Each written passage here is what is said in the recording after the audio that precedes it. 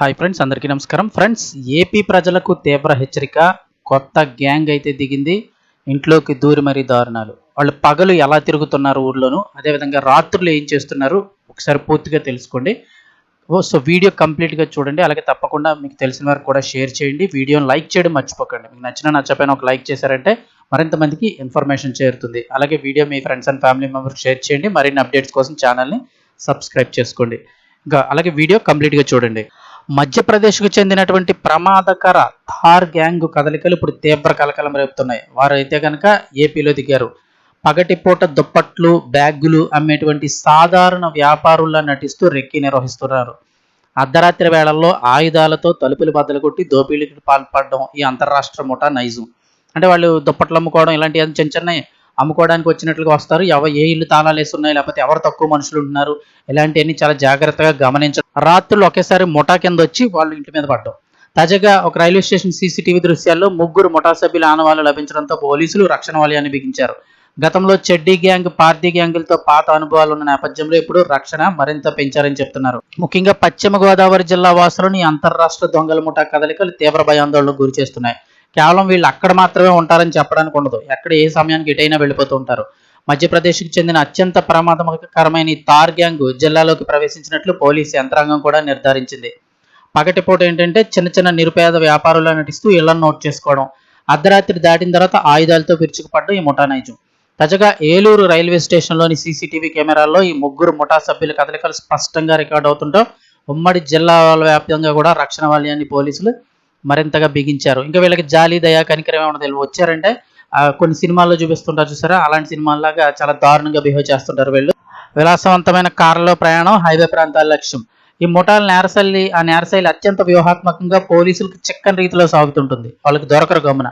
పైకి సంచార జాతుల్లో కనిపించినప్పటికీ వీరు ఒక ప్రాంతం నుంచి మరో ప్రాంతానికి ప్రయాణించేందుకు విలాసవంతమైన కార్లు, రైళ్లను ఆశ్రయిస్తారు. జాతీయ రహదారుల వెంబడి ఉన్న పట్టణాలు, శివారు ప్రాంతాలను తమ స్థావరాలుగా మార్చుకుంటారు. ఎందుకంటే అటు ఇటు కాకుండా ఉన్న బార్డర్ ప్రాంతాల్లో చెకింగ్లు తక్కువ ఉంటూ ఉంటాయి కదా. ఊళ్ళో అయితే పోలీసులు వాళ్ళు ఏ ఏరియాకి వస్తుంది అనుకుంటారు. ఈ శివార్లు ఉన్నాయి గమ్మున పోలీసులు కూడా కొంచెం తక్కువ అబ్జర్వ్ చేస్తారు. సో స్థావరాలు ఏర్పాటు చేసుకుంటూ ఉంటారు. ఎవరికి అనుమానం రాకుండా ఉండేందుకు హైవేల పక్కనే తాత్కాలికంగా టెస్ట్ వేసి జనసంచారం తక్కువగా ఉండే ఖరీదైన ఇళ్లను టార్గెట్ చేస్తుంటారు. ఒక ప్రాంతంలో వరుస చోరీలకు పాల్పడిన వెంటనే మరుసటి రోజు ఉదయానికల్లా అక్కడి నుంచి మాయమైపోవడం వీరి ప్రత్యేకత. గతంలో రాజమహేంద్రవరంలోనూ హల్చల్ చేసిన ఈ ముఠా ప్రస్తుతం ఏలూరులోని మినీ బైపాస్, గూడ్ షెడ్ రోడ్ పరిసరాల్లో సంచరించినట్లు ఆధారాలు లభించాయి.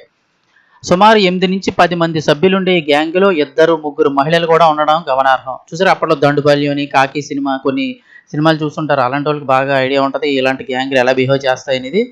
పగటిపూట వీరంతా నగర వీధుల్లో తిరుగుతూ బ్యాగులు, దుప్పట్లు, ఉపయోగ వస్తువులు ఇలాంటి అన్ని వ్యాపారాలు నటిస్తారు.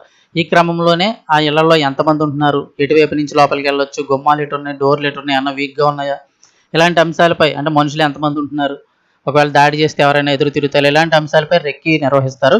ఇక అర్ధరాత్రి 1 గంట తర్వాత దాటిన తర్వాత తాళాలు పగలగొట్టి ఒకే రాత్రిలో వరుసగా 3 నుంచి 4 ఏళ్లలో చకచక్క దోపిడీలు పూర్తి చేస్తారు.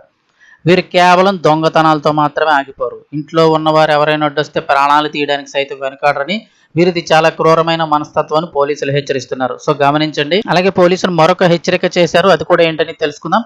ఏలూరు జిల్లా సరిహద్దులు ఇలాంటి ఉత్తరాది ముఠాల కలకలం ఇది మొదటిసారి కాదు. 4 ఏళ్ల క్రితం కూడా ఏలూరు శాంతినగర్లో చెడ్డీ గ్యాంగ్ ఒక ఇంట్లో చొరబడ్డానికి ప్రయత్నించగా స్థానికులు అప్రమత్తమై కేకలు వేయడంతో వారు పారిపోయారు. అలాగే గత ఏడాది పార్టీ గ్యాంగ్ సైతం జిల్లా సరిహద్దుల్లో కలకలం రేపింది. ఈ పాత అనుభవాలను దృష్టిలో ఉంచుకొని ప్రస్తుత తార్ గ్యాంగ్ కదలికలపై జిల్లా యంత్రాంగం తీవ్రంగా స్పందించింది. ఏలూరు నగరంతో పాటు దేవరపల్లి, నల్లజర్ల, గోపాలపురం వంటి పరిసర ప్రాంతాల్లోని ముఠా ఆనవాళ్లు లభించడంతో నిందితులను పట్టుకునేందుకు ఉన్నతాధికారులు రంగంలోకి ప్రత్యేక బృందాలను కూడా దించారు. ఇక ప్రస్తుత పరిస్థితులపై ఏలూరు జిల్లా ఎస్పీ ప్రతాప్ శివకిషోర్ గారు స్పందిస్తూ ప్రజలకు పలు కీలక సూచనలు చేశారు. సో ఇది జాగ్రత్తగా గమనించండి. ముఖ్యంగా పట్టణ శివారు ప్రాంతాల్లో నివసించేవారు, ఒక ఊళ్ళో ఉన్నా సరే కొంచెం దూరంగా వెళ్ళి ఉండేవాళ్ళు, లేదంటే ఊరికి దూరంగా ఉండేవాళ్ళు, ఇలాంటి వారు ఎవరైనా, లేకపోతే కొంచెం ఇంట్లో తక్కువ మంది ఉండేవాళ్ళు, ఇలాంటి వేళ రాత్రి వేళల్లో అత్యంత జాగ్రత్తగా ఉండాలని కోరారు. తలుపులన్నీ కూడా జాగ్రత్తగా బిగించండి. నగరంలో ఎక్కడైనా కొత్త వ్యక్తులు లేదా అనుమానాస్పద సంచార విక్రేతలు ఇలా అమ్ముకునే వాళ్ళు ఎవరైనా కొత్తగా వేరే డిఫరెంట్ కనబడితే వెంటనే అత్యవసర సహాయక నెంబర్ అయిన 11112 కానీ, లేదా ఏలూరు పోలీస్ కంట్రోల్ రూమ్ 8332959174కు ఫోన్ చేసి సమాచారం అందించాలని పిలుపునిచ్చారు. ఇక ముఖ్యంగా గమనించవలసిన, జాగ్రత్తగా ఉండాల్సిన సూచన, అర్ధరాత్రి వేళల్లో ఇళ్ల బయట ఎలాంటి వింత శబ్దాలు వచ్చినా, కేకలు వినిపించినా, ఏదైనా గొడవ జరుగుతున్నట్టు లేదా ఎవరైనా తలుపు కొడుతున్నట్టు కేకలే వినిపించినా తొందరపడి ఎట్టి పరిస్థితుల్లో తలుపులు తీయొద్దు. లోపల నుంచే సురక్షితంగా ఉంటూ పోలీసులను ఆశ్రయించాలి. ఏదో గొడవ ఉంది, ఎవరో పిలుస్తున్నారు, శబ్దాలు వినిపిస్తున్నాయని గమ్మున వెళ్ళి తలుపులు తీశారంటే కనుక చాలా ఇబ్బందులు ఎదుర్కొనే పరిస్థితి. సో జాగ్రత్తగా ఉండండి. వీడియోని తప్పకుండా లైక్ చేస్తే మరింత మందికి ఇన్ఫర్మేషన్ చేరుతుంది. అలాగే మీ ఫ్రెండ్స్ అండ్ ఫ్యామిలీ మెంబర్స్ కూడా షేర్ చేయండి. ఇలాంటి అప్డేట్స్ ఎప్పటికప్పుడు తెలుసుకోవడానికి ఛానల్ని సబ్స్క్రైబ్ చేసుకుని పక్కనే బెల్ ఐకాన్ కూడా ఆన్లో పెట్టుకోండి ఫ్రెండ్స్.